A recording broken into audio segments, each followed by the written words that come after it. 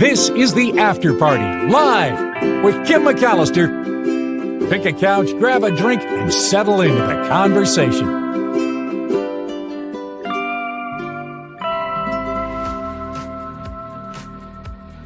Everybody, it is the After Party Live on a Travel Tuesday, and hope you're doing well. Some pretty tense moments over on the Mark Thompson Show today with very good reason, and we're talking after the show about maybe how better it could have been handled, or how it all went down. And I just, it's always disappointing, and I think eye-opening when people that you respect say something like that makes your eyes kind of bug out, like, what? Something is blatantly wrong. That can't be what I just heard, and yet there it was. So I know we kind of keep it positive on this show, although I do have a story about drought today that might drag us down a little bit, but then we'll travel and things will be all good. Here we go. Hi, Nullifidian. How are you doing? And welcome to Glenn, the award-winning. I still can't believe that. It's so amazing. And it turns out it's really a cool thing. I joke that I don't know what the audio caster of the year is, but I guess it used to be the Don Sherwood Award, and they've updated it because so many former radio people, former broadcasters are now branching out into these different mediums. So it makes sense. So that it's the inaugural award. It's really cool. So I'm just so happy, and I just love this little community. Really cool. Aloha to you, Yvonne. I'm headed to Aloha Land in hardly any time at all. Yeah, thank you for being there, and thank you for voicing your opinion, and thank you for not giving up and not, I saw a lot of people were checking out, and I understand that you do that to kind of protect your sanity. I do feel like being there, saying that, because I know they read the comments when they're on I've seen Mo because he'll take the comments that I haven't even put on the screen yet. So I know they're reading what people are saying. And I know David K. Johnston does it too. So I think it's really important to speak up and say that what what was on your mind. So thank you for not giving up. Yeah, I'm glad too. And I really think it's a we won situation, because it really is, you guys made it happen, and it's all of us. So thank you, Susan Roberts. Okay, I'm going to start with this story because I kind of really like it. It's about parents being held responsible for the behavior of their children in public. Now, you can't always be responsible. Like, you can't, sometimes a 2-year-old's going to throw a tantrum, and that's the way it is, right? I mean, you can't always make sure that your kid is well behaved. Things happen, but it's how you handle it. Kid has a tantrum in the store, maybe you carry the kid out. Maybe you have to let them, you're not going to give them what they want, whatever it is.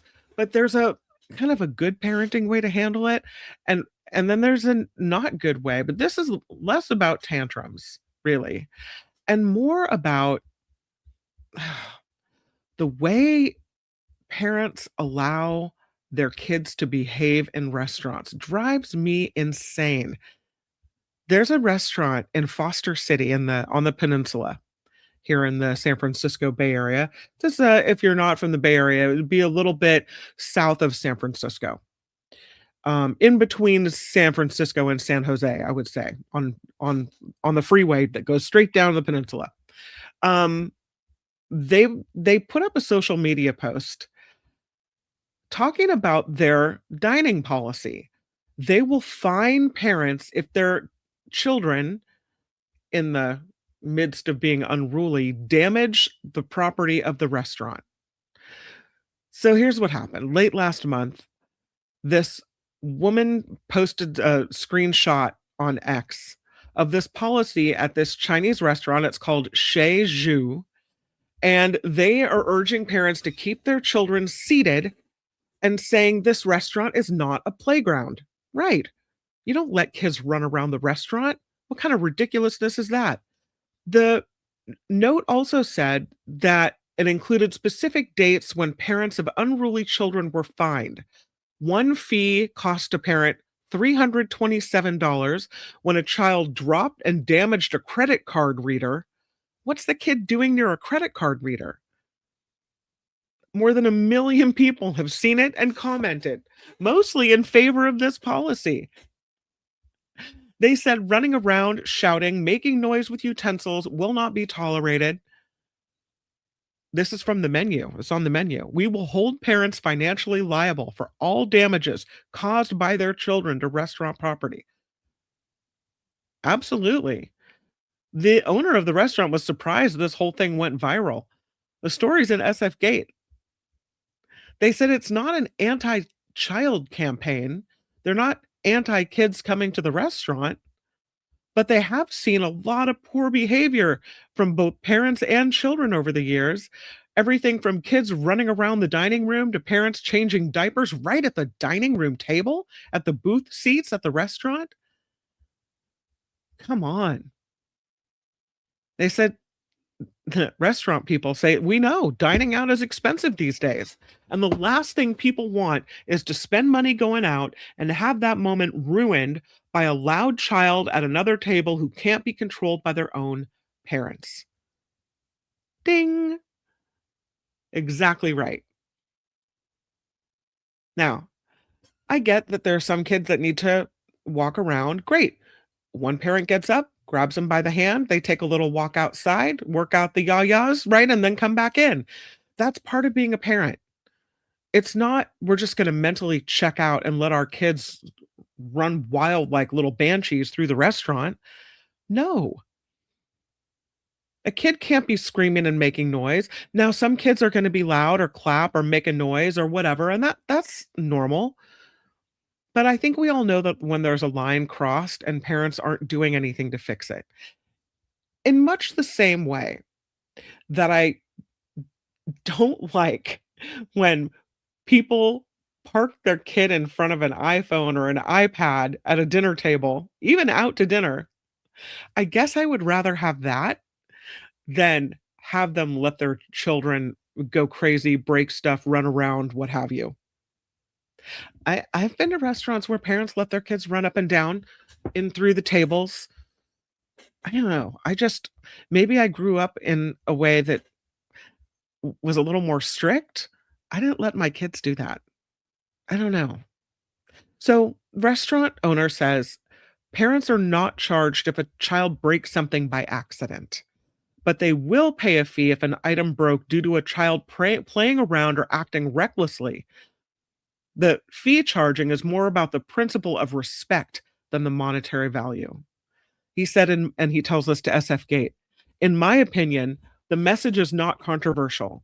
I think some other restaurants would find this message to be too direct or unpolished, but he said at the end of the day, I would be saying this message one way or another to my customers, either verbally or in writing. He also owns the Michelin recognized restaurant called Wonderful in Millbrae. And they made, according to SF Gate, they made headlines a couple of years ago for filing 33 lawsuits in San Francisco Superior Court against Bay Area restaurants. He alleged charged him undisclosed fees that were not clearly displayed on menus. So, uh, yeah, they're going to keep that policy in place, he said, for the foreseeable future, and they're going to implement it at another restaurant they're going to open in Mountain View this summer. And he's hoping other restaurants will adopt the same policy. If anything, I think it tells parents that may not be aware that they're committing a social faux pas or, allowing their kids to misbehave. Maybe they don't realize it. What is it? They say, we're only as good of parents as our parents were to us, that, that our parents had a toolkit. That's the toolkit that gets passed to us. So if our parents didn't teach us that that's not okay, then maybe we don't get that that's not okay.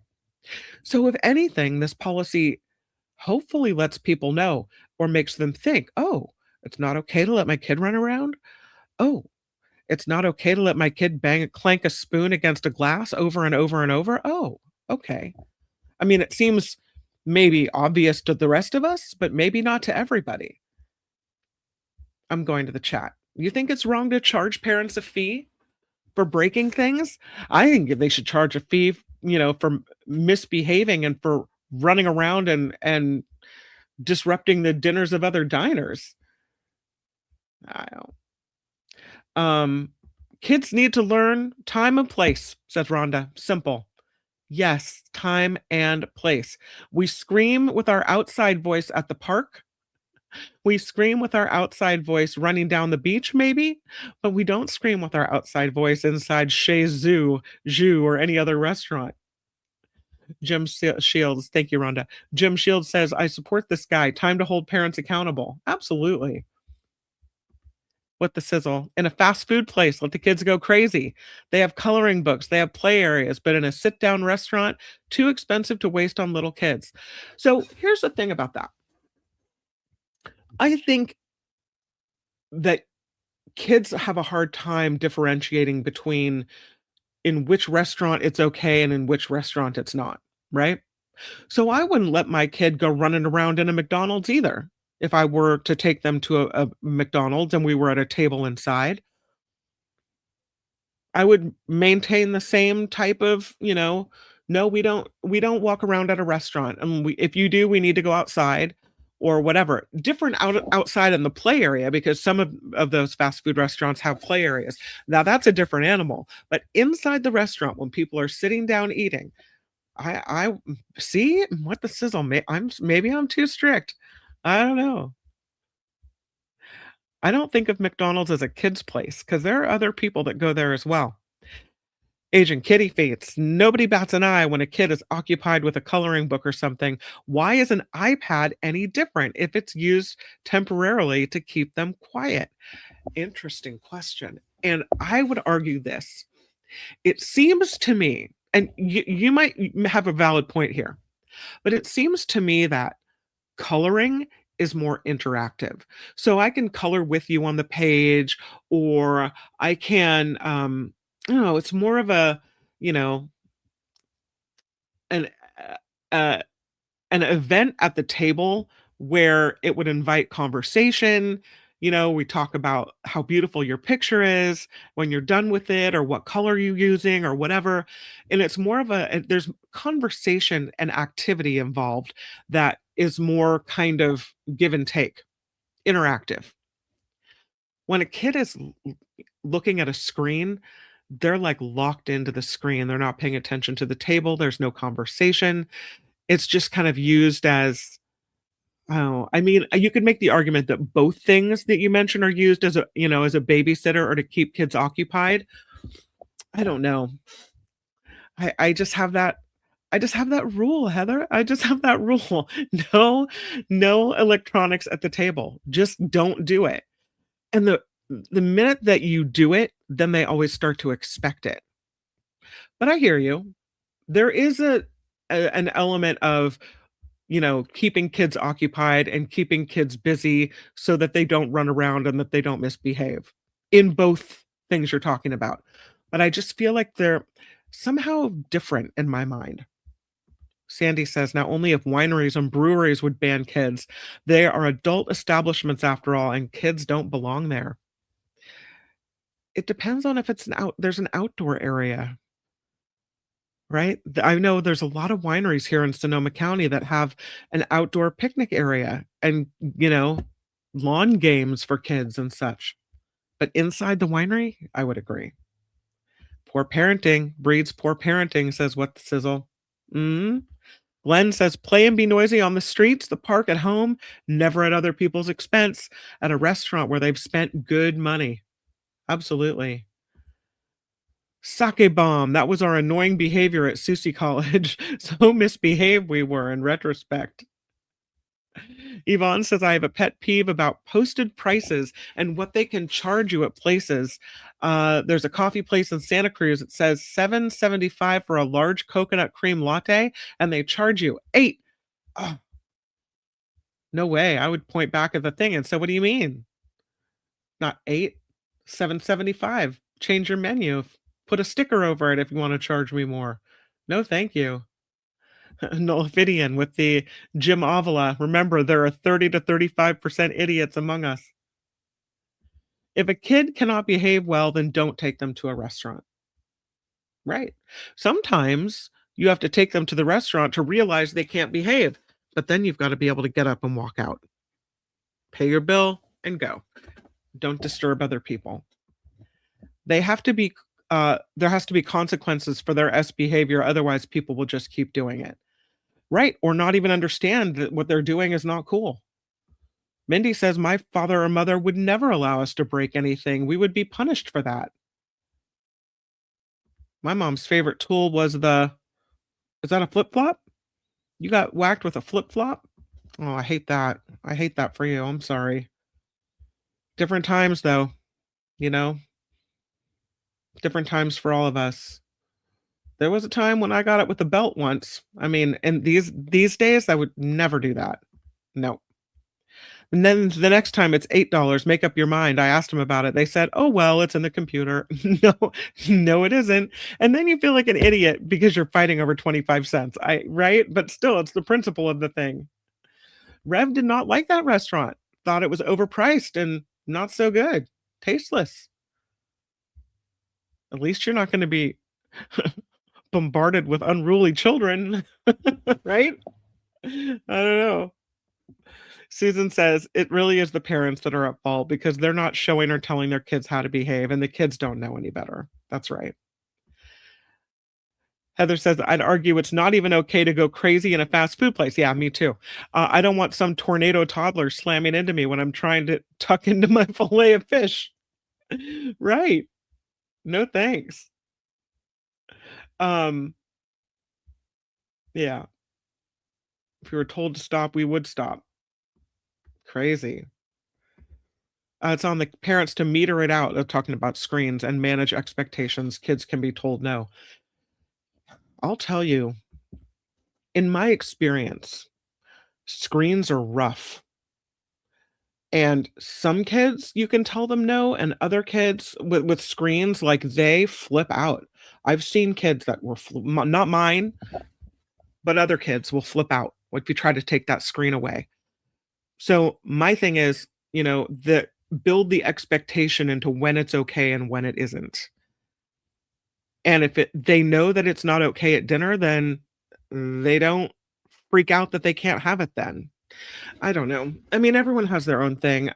My daughter is nannying with my cousin right now. They took her to Japan on this trip, and they're sending me pictures, and the kid is a beautiful, wonderful kid. Love him, but they're letting him look at the phone during dinner because there's these pictures of them at the dinner table, and I can see the kids looking at the cell phone. And he's 2, and I know they're trying to keep him quiet. He's in a tired, long trip, long days of travel in a foreign country. And so I understand it, but it's just, I don't like it. An iPad makes noise. I don't particularly want to hear silly cartoon music playing on some kid's iPad while I'm trying to enjoy a quiet or possibly romantic meal in a nice restaurant, says Sandy. Yeah, in this case, they're using headphones, but yeah, it's the truth. Also a safety issue, says Tammy. Hot fluids, sharp implements, kids running into a waitress with a carafe of hot coffee, and with an ER visit for someone, most likely the kid. Absolutely. Yeah. Glenn's in Australia says down here it's very expensive to eat at Macca's 2. I don't know what that means. A family of 4 for lunch will cost $70 or $80. Yeah, it's really expensive to eat out. It's no longer even at a cheap place, even at a fast food restaurant, the prices have really climbed. Yeah. My kids don't have iPads, tablets. They do have faux Game Boys and headphones. Whatever floats your boat, right? Nullifidian. Children should be seen and not heard. Well, I don't know about that. But I do agree with Mindy. If they're poorly behaved, don't take them out for dinner. Or if you do, start at a family-friendly place where you can start teaching them the manners so that they learn, right? Because then they never learn if they always stay home. Yeah. All right. We'll move on because I have other stories and travels today. But look at this one. Made an appearance in Rhode Island, and they haven't seen one there before. At least they haven't had one pictured before. This great white shark might be the first caught on camera in Rhode Island. Marine researchers caught video of what they say might be the first white shark ever caught on camera in their waters. It was the Atlantic Shark Institute who said that they were called for an animal rescue for the Mystic Aquarium, and they were out in the water trying to locate a humpback whale, and they found a humpback whale carcass off the coast. They looked about 50 square miles before they found this carcass a few miles off the coast of Block Island. And right as they found it, this great white shark was found feeding on the carcass. The shark, about 8 feet in length, healthy, well fed, had the whale to itself while they were out there looking at it all. And they said this encounter might just be the first in Rhode Island waters. So I guess welcome to Rhode Island, shark. I have a video for you. I saw this story. I love these protective animals. This bear came within feet of a young boy playing in his family's Connecticut driveway and ended up being chased off by the family's protective dog. And I have video. So check this out. Here it is. Oopsies. Oh! Oh! Oh! Oh! Oh! Go, get it.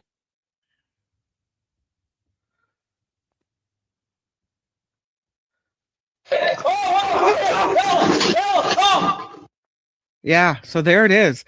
You can see the bear there. There's the little boy, and the dog just is not letting it happen. Not even a little bit. Nope. What a moment. Again, all going down, as you can see here in this Connecticut driveway.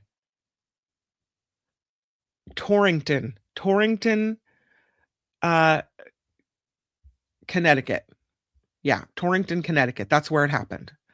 And this bear runs into this driveway while this little boy is playing, and the family has a Siberian husky, which chases the bear away, even nips the bear on the rear end. The boy was not hurt. The dog was not hurt. And the dog got a special treat afterward. The owner telling a local news outlet, the dog always puts herself in between strangers and the kids, but you always wonder in the back of your head what's going to happen if she needs to protect us. And now we know probably a T-bone or something like that she'll get to enjoy. Well deserved. That's crazy. Thank goodness for that dog. Who knows what would have happened? Well, there's a lot going on in that driveway. It's a busy place. And I'm sorry if that came over too loud. All right, we'll move to this story.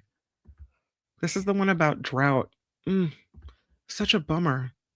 Lake Powell is now headed toward unprecedented low levels. There's a real water crisis in the West, unfortunately. Lake Powell is the United States' second largest reservoir. And there was a pretty bleak snowpack that didn't raise the water level this year. Scientists and water experts are saying there's now urgency in plans to discuss how to conserve this water source that tens of millions of people depend on. The Colorado River Reservoir is at about 22% of its capacity.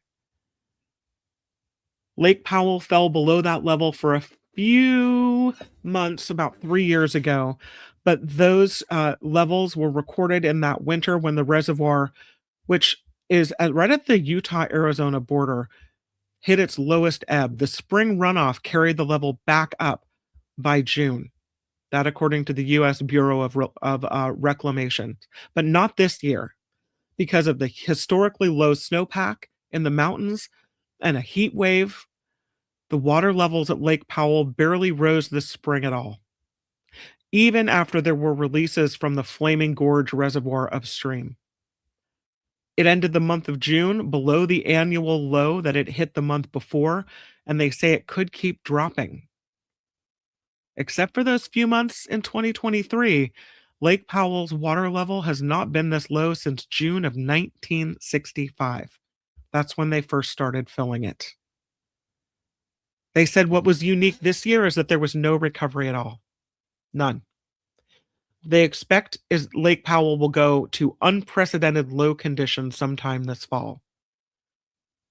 And it's really complicated when you talk about managing water in the Colorado River system. They think the water level is projected to keep dropping for the next 8 months.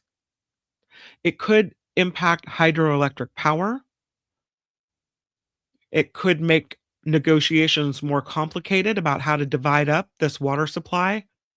It's used by 40 million people across 7 states, dozens of tribal nations, 2 countries. Yeah. Lake Powell now stands at just 37 feet above the level at which electricity generating turbines start to fail. And about 6 million households and businesses depend on that power. So there's a big problem. Big problem. I don't know what we're going to do. San Diego is talking about using water surplus from a desalination plant to try to strike a water deal with Arizona and Nevada that would allow some of those states to buy some of San Diego's unused water rights to the Colorado River. So that's one thing under discussion or up for discussion. I love the way they put this. There's a water and climate research scientist at Colorado State University. His name is Brad Udall. He said there are too many straws in the glass. Rather than having an annual fight over who gets what, let's remove some straws. One way to do that is the American way. Let's buy them out. Too many straws in the glass. Yeah. Lest you think, I know here in California, we're out of a drought, but I think it's important still to conserve. These kids in, I think it's Italy? Yeah. Italian students constructed the world's largest paper airplane. It's huge, and they tested it too. This is at Italy's University of Pisa, like as in the Leaning Tower of. They constructed this paper plane with a wingspan of 65.75 feet, and it flew a distance of 193.5 feet, broke a Guinness World Record. They called the project Project Icarus. They handmade this airplane only using paper and glue. The finished plane had a wingspan of 65.75 feet and measured 23 feet long. They took it to the We Make Future Fair at the Bologna Fiere event in Bologna and flew it. 193.5 feet it went, and it earns the Guinness World Record for the world's largest paper aircraft. The previous record was set back in 2013 in Germany, but they don't have that record anymore. Nope. Something else, not only could you get fined for an unruly child, you could get fined in this town for going topless. This Italian village is imposing fines on tourists with bare chests or who are wearing swimwear around. They don't want that. No, thank you. It's a fishing village right by Lake Como, and they have imposed fines of up to €200 for people who wander around with bare chests or in swimwear. They're cracking down on the nudie tourists. The town is Verena, and they say they've been feeling the strain from an increasing number of visitors. And so they've decided to put in some new rules. They want to preserve the village's appearance, and they would like some peace and quiet for the 650 people who live there around the year.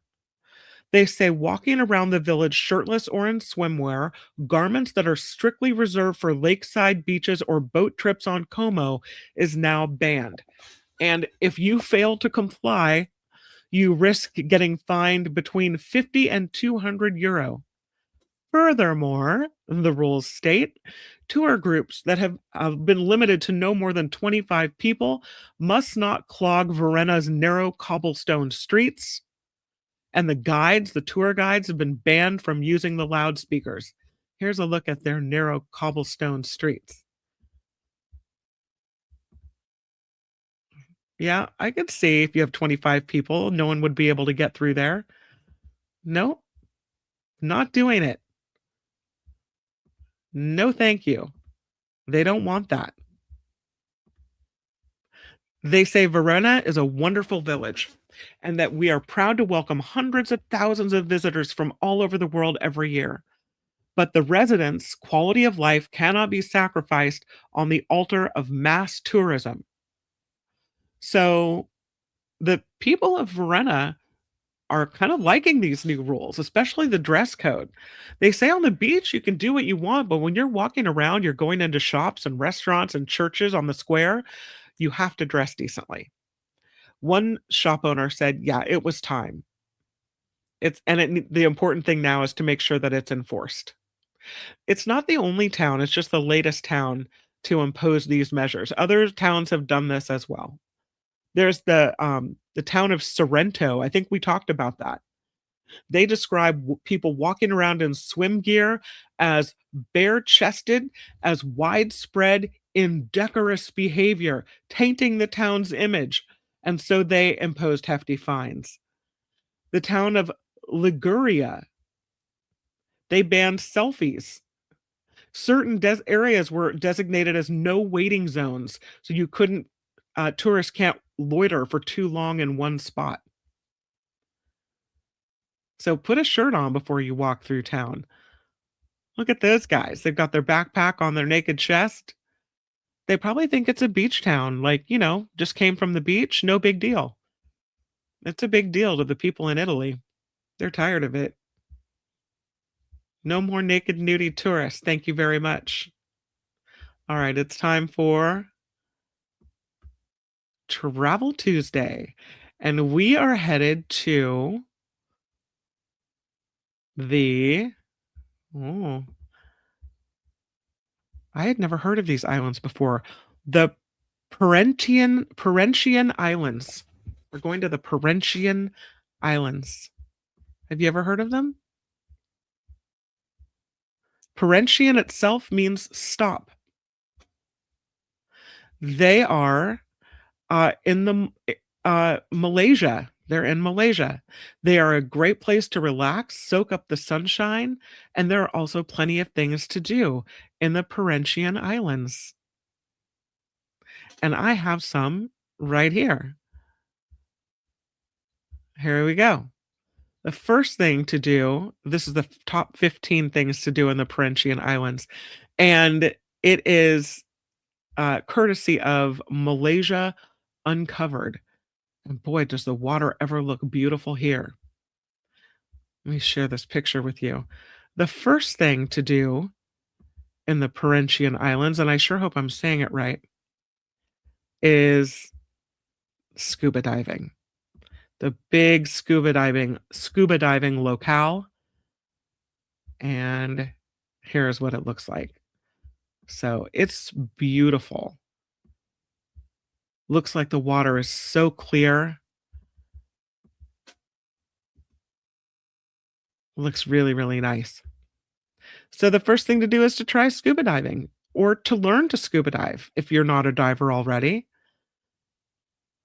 Diving the Perhentians allows you to enjoy the coral reefs around the islands. There are many dive centers in these islands, keeping prices low, so it's a very good value dive destination. It's also a great place to get certified. You can do your PADI open water course. If you're not certified yet, you can take a discovery dive to try it out. And there are a lot of options for diving on both the Perhentian Besar and Perhentian Kecil Islands. So you always have diving options close by. And if you're not a diver, what about snorkeling? Try it in the Perhentians. You can still enjoy the amazing underwater environment with what is one of the most popular activities on Perhentian in the Perhentians, which is the snorkeling. There are places that will rent out equipment for a modest cost. You can rent snorkels from resorts, from guest houses, and there's great spots. One is off the northern end of Long Beach. One is right in front of Coral View Island. Really, really pretty. And if you don't want to stick your face in the water, well, you can still see some of the wildlife outside the water. You can see them right there. Can you see the turtles? Yeah, right there. I think that's a turtle. It looks like a rock. That's the next thing on the list. Watch a turtle. The Palau Perhentian attraction, watching turtles. You can see them at many of the snorkeling and diving spots around the island. Best if you visit between June and September, when there's a chance you might see giant green sea turtles laying eggs on the beach. They do it at the Perhentian Island Resort, at the beach there. You can also visit a turtle sanctuary beach during the day, which is one of the most stunning spots in the Perhentians. But you do need a boat or a kayak, and you can leave before sunset when the beach is only for turtles. That's it. You can also volunteer at the Perhentian Turtle Project, taking your love of turtles a step further, which I know we had somebody in our chat who did that. I forget who did it, but it sounded amazing, like a bucket list item. From March through September, they have a minimum time commitment of 2 weeks. You have to stay a little longer. But as a volunteer, you can do things like snorkel trips to identify turtles and photograph their habitat, patrol for nesting turtles at night, and learn how to deter poachers. It's a paid program, and prices include dorm accommodation, meals, activities, and the ferry to and from this island. But there's also plenty of time to enjoy the islands as well. Again, it's the Perhentian Turtle Project. There's the picture for that one. Those are some cool beaches to patrol. I love it. Next on the list is to try sea kayaking. I've done this out at Bodega Bay, but this would be a really fun place to sea kayak. Got your little your little boat skirt. Put your skirt on so the waves don't come crashing down into the boat, and off you go. Kayaking the Perhentian Islands is a great way to see more of the islands, get some great views from the water. They say you might even be able to find your own beach. Ooh, that sounds nice. Outside the monsoon, the waters are usually calm, and you can go alone or with a tour. You can rent kayaks from many guest houses or on the islands. They name a bunch of the different islands. Very fun. You can also camp on the beach. I don't know where you get the camping gear, but that looks fun. It's at Telik KK. It's an alternative kind of attraction. Telik Kiki on the Perhentian Bazaar Island. You can stay at a campground on the southern end of the beach and sleep under the stars. You can ask your guest house where you can hire camping equipment, or whether there's some, they do have tents available at this camping site, but no bedding, no sleeping bags, things like that. So you have to get that when you're there. But that could be wonderful. Next on the list seems like a no-brainer, exploring some of the wonderful beaches around the islands. It's an essential thing to do, explore the beaches. Some of the best beaches on the Perhentian Bazaar, the beach outside the Perhentian Island Resort, Turtle Sanctuary, and a beach called Love Beach. Some of the best beaches on Perhentian Kecil, Long Beach, Teluk Kurma, Patani Beach, Karanji Beach. Long Beach, one of the most beautiful beaches, also the most popular beach for a good reason. There's restaurants, bars, swimming, snorkeling, boat trips, all right there. The next thing is, and this, you might have to be a little more brave for this one. is going jungle trekking. They say if you can pull yourself out of the water at the beach, a must-do activity on the Perhentian Islands is to go jungle trekking. The interior of both main islands has some great jungles to explore. There's a jungle trek that runs between Coral Bay and Long Beach. It's a big hike. They say it's a great way to see more of the islands, and the only thing tough about it is finding the entry point. You've got to pick at least one that's convenient to where you're staying and then add it to your itinerary. There's several popular hikes. Here's what it looks like. I don't know. This looks a little. I'm going to go in there. They have certain hours, jungle trekking hours.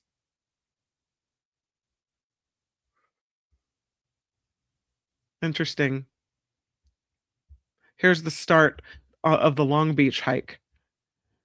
You start it right there on the beach, and off you go into the jungle. And there you are. Yeah. And then there's beach treks. You can go on a beach trek as well. Hilly, though, but looks fun. This is a great jungle trek. Look at this one. Let's scroll down so you can see this jungle path. That looks kind of fun. Nice pathway. They have a bunch of hikes listed. Super cool. Yep. I'll scroll through so we can look at some of the pictures. That's the Long Beach hike. There's the Patani Beach, Coral Bay. This one is straight up the stairs, straight into the jungle. Beautiful beach hikes, all kinds of fun places. The next thing to do once you're done with your hiking is to, and I'm pardon my scrolling, is to, it's the best way for me to show you the pictures. There it is. Relax at the resort, at the Perhentian Island Resort. Take a walk to Perhentian Island Resort if you're not staying there already. Otherwise, you can enjoy the facilities that make up at least a half day of it. The resort is toward the northern end of the west coast, and it's set on a stunning beach. You can relax. You can hire a kayak and a snorkel nearby. They have some volleyball set up. There it is. There's the Perhentian Resort Beach. You can play volleyball, hang out at the umbrellas, kayak out there. It's really fun. The next one is visit a mosque. And there's one right on the ocean. This is the Mosque A.R. Rahman Palu Perhentian. It's a mosque built over the water at the island's main village. And if you're dressed appropriately to go in, you can go in. You can see it as you arrive on the island by ferry. You can visit this little fishing village. It's called Kampung Pasir Hantu. That looks like a cute place to go visit. While you're visiting the mosque, you can visit this local fishing village. It's a different side of the island. You get to see how the locals live and work. These islands are not just for tourists. This little village is colorful and it has lots of shops and restaurants. They say the best way to visit it is by hiring a taxi boat to take you. And it's best to visit in the morning because that's when the fishermen are bringing in their catch. You can go up to the wind turbines and get a great view of the Perhentian Islands there, especially of Perhentian Casil. It's a great workout to get up there. The wind turbines are on top of a hill. There's a short trail made up of steep stairs that a boat can drop you off at, or you can take the hiking trail from Long Beach, which we just saw a picture of, and you can go up there and enjoy the views. And then, after you've worked out, you can eat and drink on Long Beach. That sure is pretty. Beautiful. Lots of restaurants here. It's got a party reputation, apparently. It's the best place to go in the evening, but it's not safe to travel by boat after dark. So you have to leave before sunset.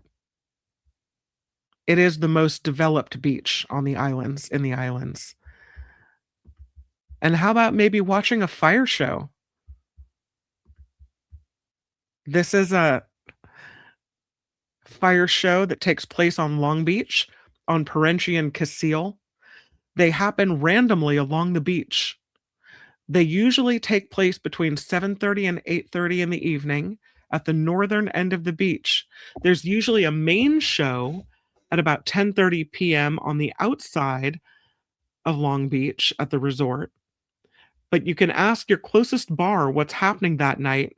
That's usually the best way to make sure that you don't miss out. So you can sit on the beach and enjoy a drink while you watch the dance and the fire show. The performers are super talented, and it's one of the best things to do in the Perhentian Islands at night. And I think the last thing on the list is taking a day trip to Redang Island. And here's a picture of it. That looks like heaven, does it not? Wow, that's so beautiful.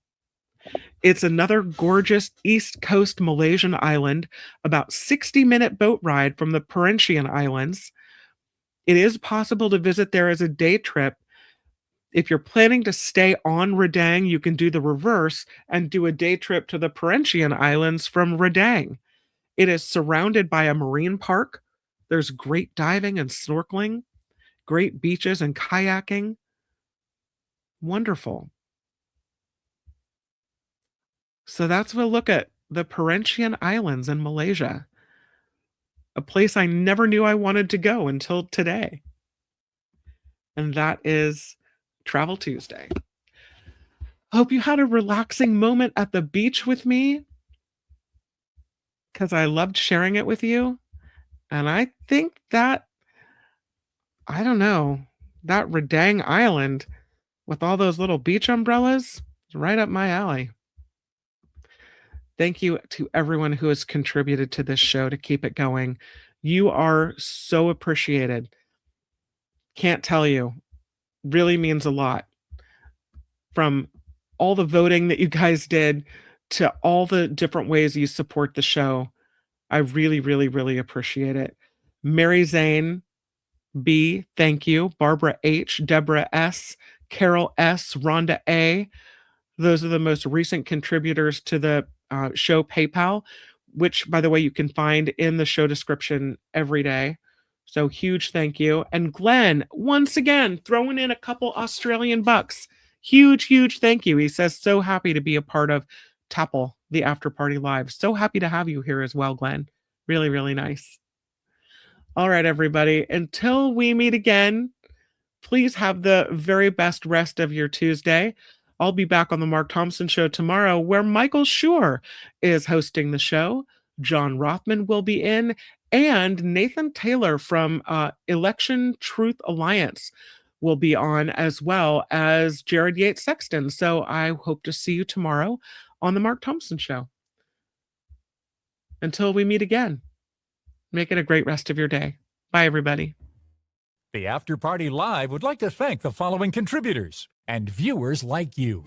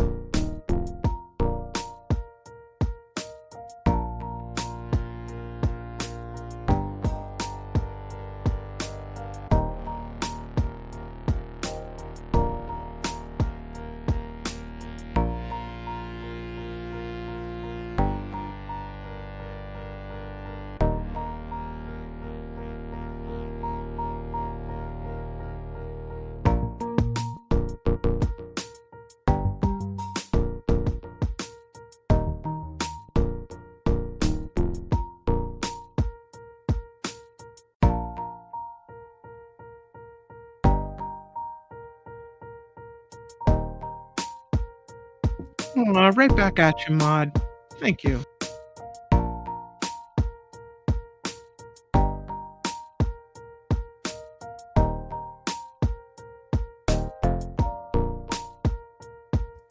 Rotten kids. Thanks